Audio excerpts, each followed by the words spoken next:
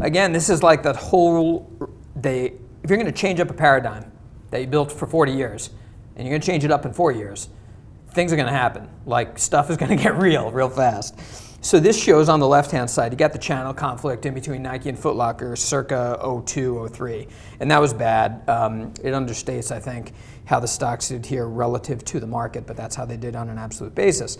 Check it on the right-hand side. So you see here all these quotes, which I won't read, but on all the conference calls on Friday and earlier last week, you heard every retailer out there essentially say Nike's losing relevance and Adidas is awesome.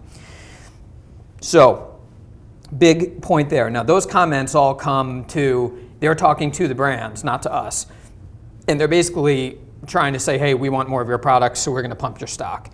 I shouldn't say pump stock. That's not a fair way to put it, but I think you get the point.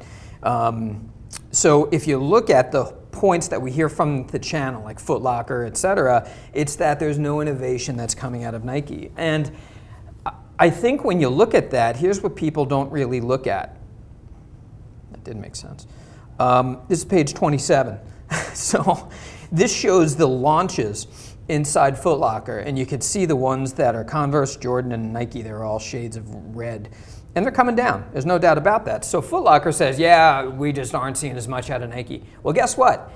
The innovation that comes out of Nike is now being kept by Nike at a higher margin, at a higher consolidated sales rate, at a slightly higher inventory carrying cost, but lower cost to actually make this product because it's on Flyknit, where you go down from 300 people who touch a shoe to 3.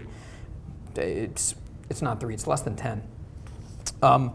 So when you have that happen, though, you just have this friction. And this is just a few bullets on page 28. It's like you get a shift to a DTC model that hurts the perception of how this brand is doing. So the Nike DTC doesn't show up in NPD, it doesn't show up in SportScan, it doesn't show up in any channel checks out there. There's just no way to get that. We get it, as I'm sure others do, via how you sync a lot of the online sources. It also leads to, and should lead to, overall futures being abandoned as a tracking metric. That's not good. I guess maybe it is good, but if you are long this, you probably don't want to be long on that day, as I said. So I would just point that out.